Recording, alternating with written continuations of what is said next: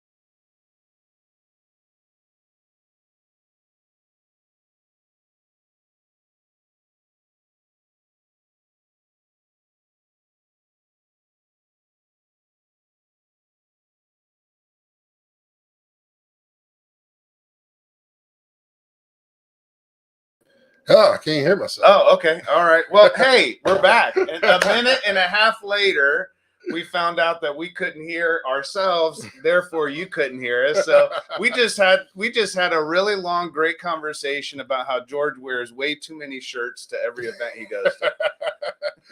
I am so sorry about all that. Hey, you know, we're 30 plus episodes into this, and we deserve a blooper. 38, and we're live every single week. So, you know, sometimes I watch award shows and stuff. Who was it that opened up and said the wrong winner? You talking about that was Steve Harvey. Steve Harvey, yeah. And the winner is that was the second place winner. Can you imagine in that moment being so excited about winning only to lose? I know. That's our come on man of the day. That's the right, one thing. Yeah, that's the one thing.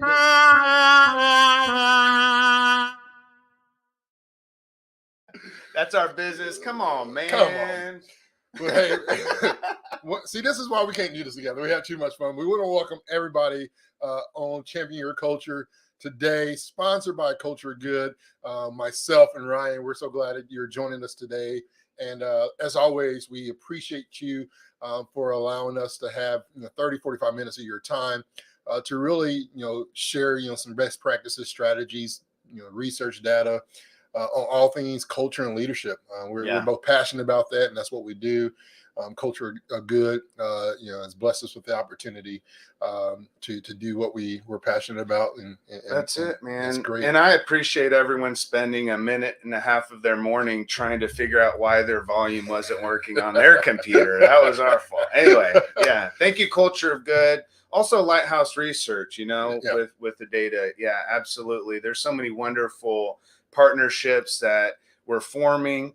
And we would love the opportunity to have conversations around your culture, your leadership development, where you are as a company. What does X look like?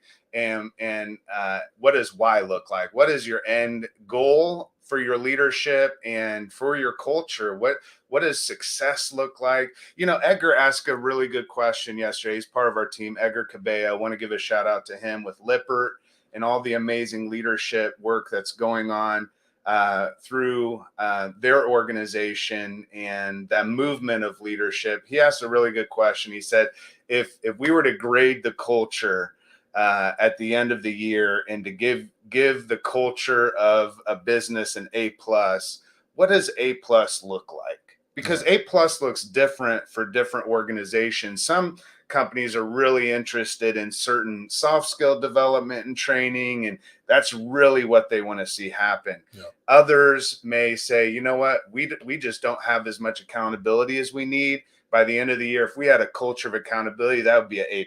Yeah. I think it's really important to understand that culture isn't going to look the same in each company. each leadership development opportunity that we have, how we lead teams, how we're being led, all of the components of what a culture is made of. Mm-hmm. Really, when it comes down to it, we have to understand that we're never going to find a culture of sameness in every single company. And that's what makes a company special. That's why we say that your culture is your heartbeat. It's the soul of your company. You know, when we talk about bringing your soul to work, we also have to want to bring our soul to a place that has a soul. Yeah. There's no purpose of bringing your soul to a dead place, to a place that has no soul. Unless you, of course, are going to be there to revive it. But really, that's not the sole purpose, and it's not up to one individual, right? When it comes to bringing your soul to a dead place, how do you revive and bring energy to a workplace that has no soul, that has no purpose, that has no heartbeat? I want to make sure people understand that there's no more heroes, superheroes. That energy is no more. You really need a collaborative team. And we always say it starts from the top. It has to start from the top. One of my favorite top 5 clips of any movie is Remember the Titans. Attitude reflects leadership, Captain. Yeah. And I say that about culture. Culture reflects leadership. Yeah. And I would say this too, like with this conversation today, it does start on top. But when we think about leadership, I just want us to take a moment. I do this sometimes when I get on stage and do keynotes, right? So that's something else I want to mention. If you have an event coming up, George and I would love to be a part of that. We can do that together individually. But one of the things that I do is I have people close their eyes and get a picture of a leadership structure in their head. Okay, so let's go ahead and do that, if we would. Let's go ahead and close our eyes. Let's think about a leadership structure. Where is the leader positioned in that structure? All right. Okay. Now open up your eyes. It's that simple. Yeah. Most of the time we think, where is the leader positioned? Yeah. Up top. We even use the terminology top, right? So we say, well, it starts on top. Really what we're talking about today is it starts out front. Yeah. So today's topic is being able to shift our imagination even around what leadership looks like, where leadership is positioned. Is leadership a position? Yes. Yeah. It's not a title, it is a position, because leaders are positioned out front. Yeah. Positioned on top is a different type of leadership structure, right? The hierarchy type leadership. One thing that I think is really interesting, George, and then I want to hear your thoughts about this. For decades, there's been a teaching within business around the alpha wolf. Okay. You know this, right? 1947, they started studying wolf packs, right? You remember Hangover, the wolf pack? Yeah. Okay. Yeah. Leave no man behind. Right. And then somebody ends up on a mattress on the top of the building. Yeah. So the wolf pack idea is this. There's an alpha wolf, right? There's a secondary wolf that kind of gets the commands from the alpha wolf and keeps everyone in place and steady. That's in the vision of business. We can see how this starts to play out in the philosophy of how business is supposed to work. Alpha male or alpha wolf on top. And then you have all these other secondary hierarchy wolves based on less strength, skill, ability. Okay, you've heard that before, right? Yeah. Then there was a whole book that came out about it. And now what they've come out with is that the 2 studies that were done that created the entire philosophy around the alpha wolf kind of pack, where you have one on top and there's a hierarchy of leadership. Both of those packs of wolves that were studied in captivity. Yeah. So when there's not a lot of freedom, right? When you're stuck and locked in and trapped into, it's not your, it goes even further, right? What happens when you take a leader out of its rightful environment, right? And what does that mean? And what does that mean for them? I always say great leaders adapt. Yeah. But you don't want to put a leader in an environment or a corner Yeah. where they feel pressured, overwhelmed, and maybe attacked, right? Because when they do, they start becoming that alpha wolf type, right? Exactly. Yeah. And so, it's that whole So captivity crazy, mindset is crazy because you're forced to become something that you're not, but you can be if you get pushed to be. Yes. Right. I don't ever, when I argue, this is my arguing voice. Yeah. My wife hates it. But if I do raise my voice, you know that you went way, way far. For me to raise my voice and yell. And when I raise my voice and yell, I go way too far. Because then I feel like I'm losing control. It's that adapting, right? Yeah. You are going to adapt to the environment.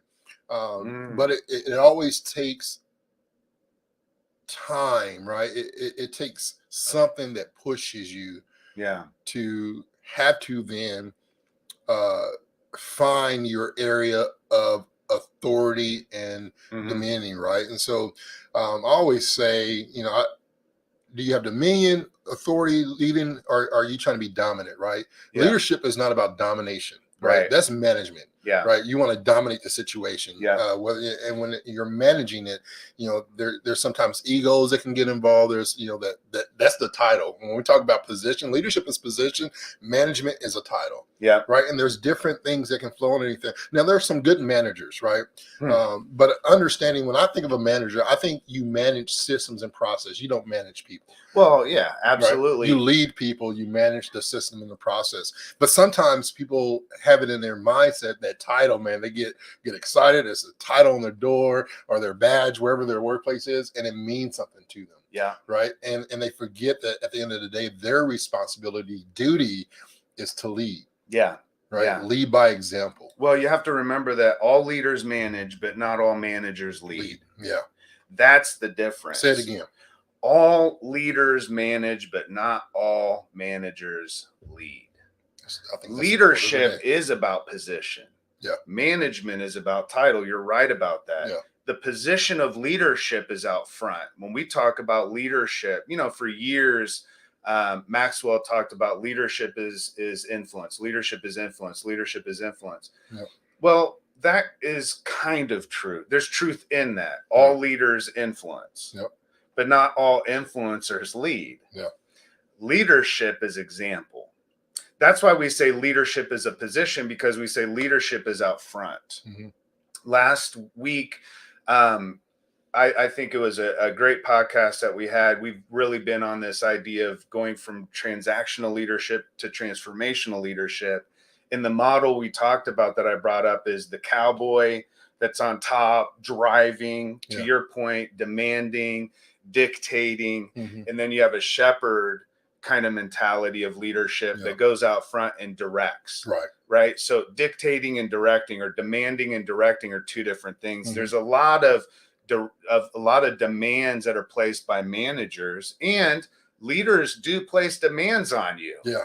However, those demands aren't for solely the benefit of that leader or that manager. It also benefits you, your team, and the organization. Right. One of the keys to motivating, I believe, managers to go from the old way of doing management to having empathy and caring about people and really supporting people and empowering them to not only do good, but to sustain that good long term and continue to build their team based on a leadership philosophy that says, in order for me to lead this team, I have to be first. Right. I have to set the example and go out front. Yeah. If I want trust in my team, guess who has to start trusting? Yeah. That's me. Yeah. Leading in front, trusting. I mean, that's part of, we talk about leadership, and we define leadership different than a lot of people, right? Leadership, if you follow John Maxwell, the legend of leadership, right? He's many books on it. He says leadership is influence, right? That's what I'm saying. Yeah. But when it comes to characteristics, when we break down leadership, we say leadership is example. And so, and even getting in even further down to that, right? Leadership begins with self-leadership, but leadership, is love, grace, and trust, right? And so you talk about trusting, right? On that factor alone, how is it that I can trust my team, but I don't trust myself, right? Yeah.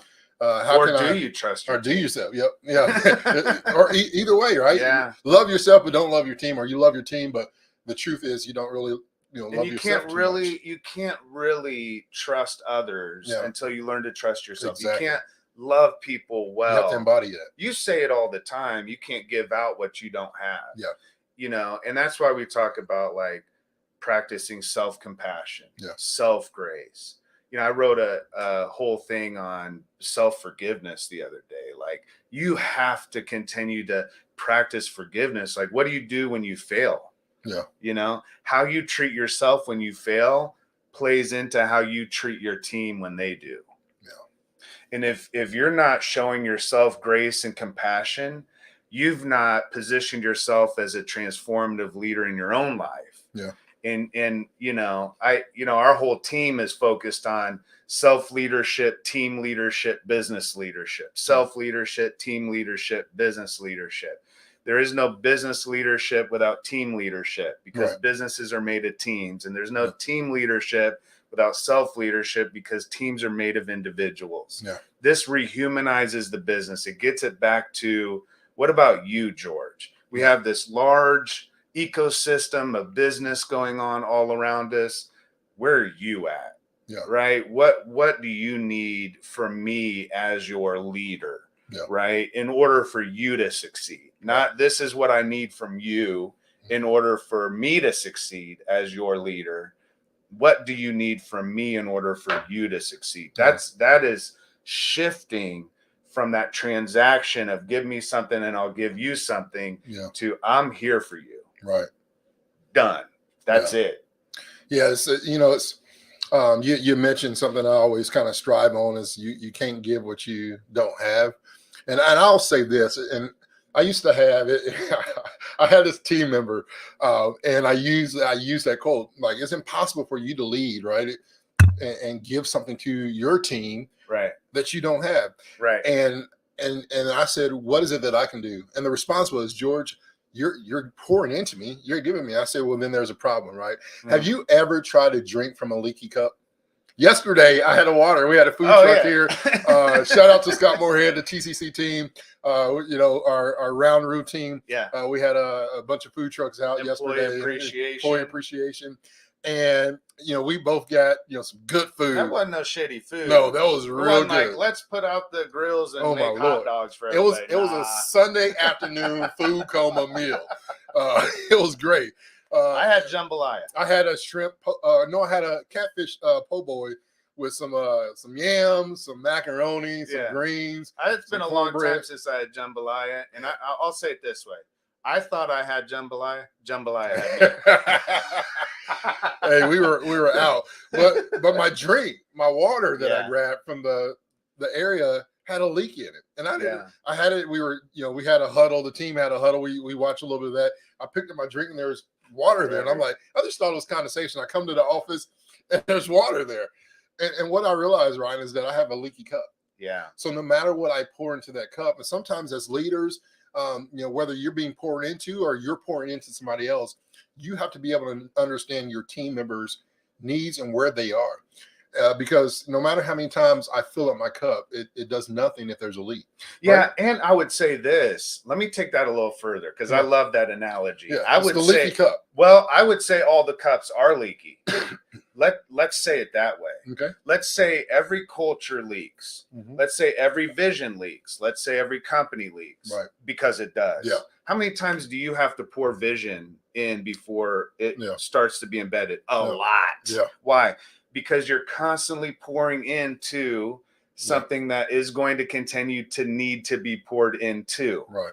There's always going to be not only leaks when you go home, right? I mean, you go to a conference, you pay for a bunch of your leaders to go to a conference, and they're all excited and empowered. Yeah. And you realize that's a one-off surge of emotion. Then they get back, and you're like, what happened, guy? What happened? Everybody was real pumped, and 2 months later, all morale's down again. Training and development are two different things. Mm-hmm. And I'd also say the reason why is every cup does leak. Yeah. We would like to think, let's focus on plugging the leaks. Yeah. And that's what most companies do. They focus on where are we leaking. Mm-hmm. Let's try to focus on the leaks all the time. And there's some good to that. And the problem with that, Ryan, is that it's if you're going to focus on those, most people do this, right? They patch it. Yeah. They're not properly, because sometimes if you think of a roof leak, right? The easy fix is, man, my ceiling's leaking, and we just try to fix that ceiling, versus get on top of the roof and figuring out where the true damage is. You got to be able to get to the true damage. And the leadership, the true damage, and being able to do that, we're talking about, again, front line, boots on the ground, right? Yeah. My daughter and her partner have an apartment, and water comes through the windowsill. Mm-hmm. That's not where the leak's at. Yeah. They can't find it. Yeah. There's water, and water will find its way to the easiest point, right? Yeah. Like it will flow. You have exactly what you're saying. You have to get to the deeper stuff. And a lot of these leadership trainings that are good as part of an overall strategy and development process are really lacking. Yeah. Because to your point, you can put on some new shingles. you can put on a new coat of paint. You can get a new set of values. Yep. You can do a values exercise. You can read a book about accountability and start implementing a bunch of accountability stuff overnight. The reason it's not sustainable is exactly what you're talking about. We've not gotten to the very deepest part of what really is the systemic reality that needs to change. Yep. This happens in companies when they're addressing DEI. This happens we're throwing patches and we're throwing Band-Aids and we're throwing optical surface kind of bullshit. But what is the very deepest part of it? You have a leadership team that doesn't believe in it, right? Yeah. You don't have a culture that feels it. They don't feel connected. They don't feel that collaboration. They don't feel that diverse is real, that diversity that we can celebrate and encourage each other in. If there's not that feeling and belief, it's not going to be followed up by behavior. Yeah. So we're training people to act like they feel and believe it. Yeah. We're training them to behave. Yeah. We have a bunch of people that are behaving. They're in captivity. Yeah. Yeah.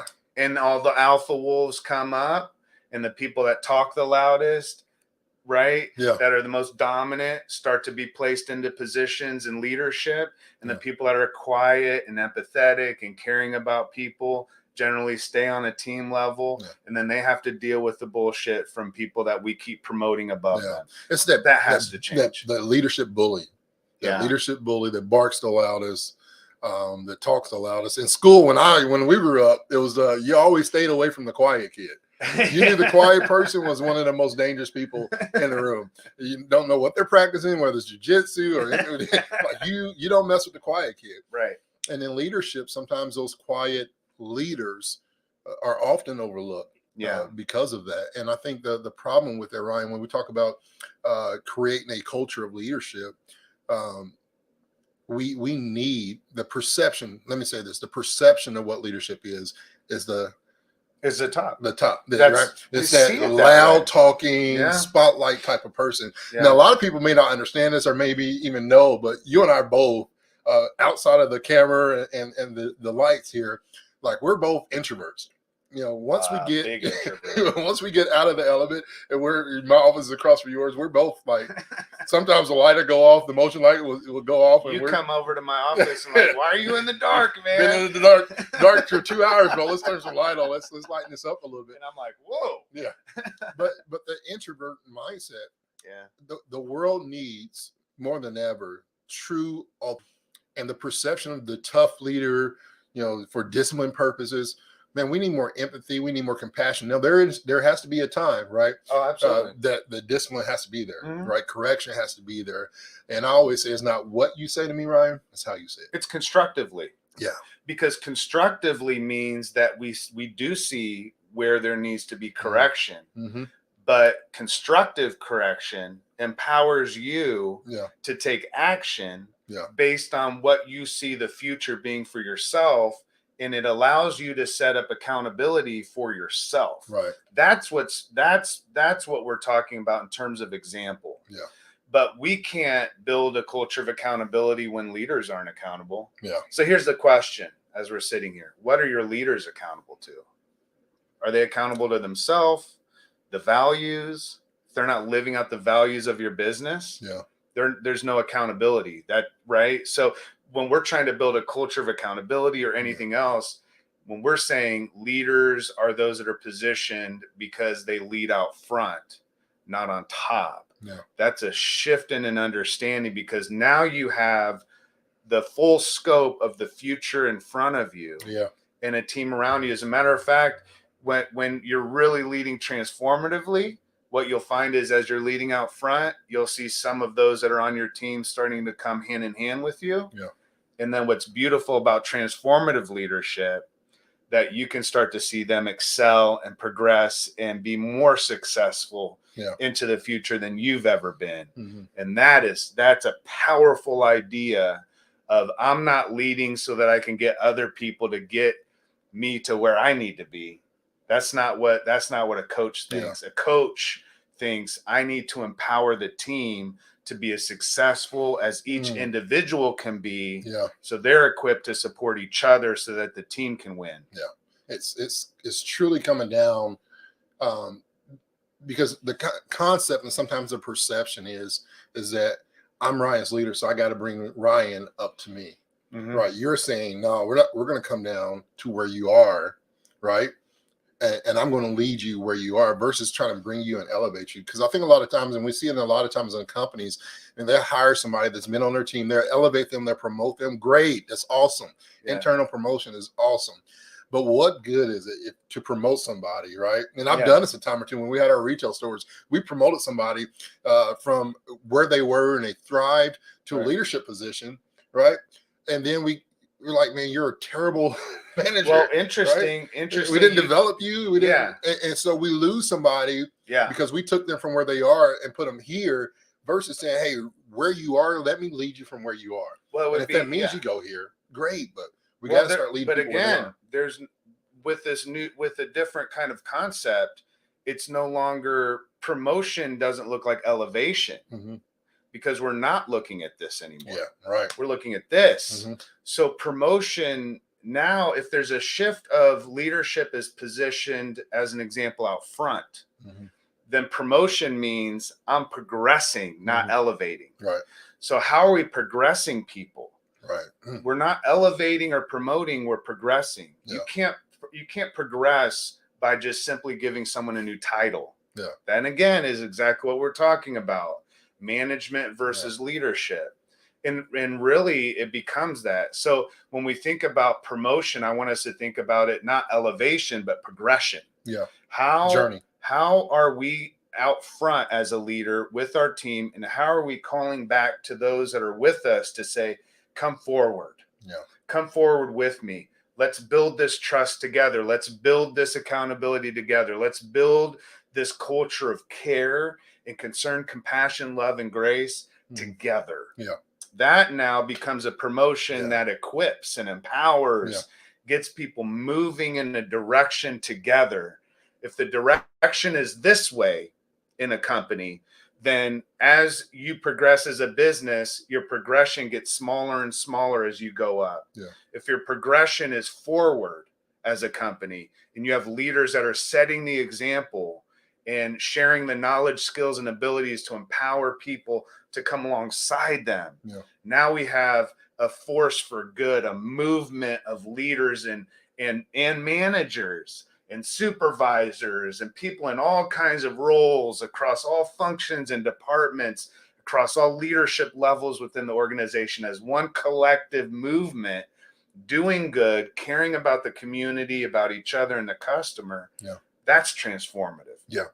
We got a couple of minutes here. I want to kind of maybe give some steps within the strategy, right? For somebody who's wanting to create this culture of leadership, and where does it start? We always talk about engaging with the leader, right? Engaging with the CEO, engaging with, that person that's leading the way. And sometimes CEOs will give that. They have, culture leadership teams already in place, or, maybe it's the operations, maybe it's HR that kind of leads these, but really engaging with them. Some of the things that I thought that was important was identifying the desired business outcome. Like, what's the outcome and the purpose this leadership? What are leadership capabilities? Mm-hmm. When we talk about a lot of these strategies, as we're out helping organizations and businesses, one of the things that we do at Culture Good is leadership development. We help go and implement these things within organization. Ryan, speak a little bit on that process. What does it look like? I don't want to say the 5 steps to whatever it may be. I'll just give you 3 then. Let's or talk like about how those. It functions. Yeah, let's talk about how that function. What are some things that we do? Talk about what we do when it comes to that process of, hey, leadership development begins here, and this is how we go about it. Yeah, I think we have to first, as a company, begin to look at what does it mean? What does even leadership look like within the business? But the first step is going to be really a fact-finding mission. It's discovery. So we're discovering and developing based on observation and dialogue and learning, because we don't really know what the objectives and the goals of the company are. And we also don't know where there may be gaps in terms of skills, abilities, and knowledge. So we're really doing like a SWOT on the culture, on the leadership culture. Yeah. What are your strengths? What are your weaknesses? What are opportunities and threats? Yeah. Once that's identified, then we can recommend the next phase of designing and implementation. Yeah. There's never a lack of great ideas. Mm-hmm. There's always a lack of implementation. Yeah. Ideas have to have a plan. And so we're building and constructing a plan that can support development, not one-off trainings. That's the difference. Yeah. Right? One-off trainings will produce managers. Mm-hmm. Development will produce leaders. Yeah. Because we're teaching and embedding and training. And so that becomes really a stage of implementation where we're looking at 3 areas of the business: self, team, and the business. Yeah. How is it being supported on a quarterly basis? So that's part of the process. And then a lot of the next phase is about evaluation, right? We're evaluating the process. We're ensuring that the outcomes of what you spoke to, that the business really wants to move toward, that's the direction that we're going, and it's the outcomes that we're moving toward. Yeah. Are we hitting the mark? How do we quantify and measure the actual progress? Is this going well? Yeah. Right. And what do we need to change about this? What have we learned in the last few months working as a collective? And we really love to partner and not be the face. As a consultant in a company, we want the face to be the leaders within the business. It is this is an internal movement that empowers people in great ways to lead their team. And then the result is the whole business. Yeah. Awesome stuff. Yeah. I'm excited about that. I'm excited about that opportunity. Once again, Champion Your Culture, sponsored by Culture of Good. We want to thank everybody again for joining in and watching us live. Yeah. And we're excited, man. We're growing. Spotify, Google Play, Apple, all those platforms, wherever you find us at, remember to subscribe, rate, like, and make sure that you're checking in. So we appreciate that as well. And we are excited because we will be back with you next week. Back and better. Almost every damn week we're here. Every Wednesday. Live with you. And like George said, you can listen anytime. Thank you so much for joining with us. We appreciate every single one of you. We're sending you love, grace, and compassion and good vibes, y'all. And we want to say happy International Women's Day. It's International Women's Day to all of the awesome women out there that's doing great work. Wherever you are, if you hear this, we want to say we love you. You're doing great. We honor you today, and we hope you have a blessed one. Yeah. Peace out. We'll see you back next week on Champion Your Culture.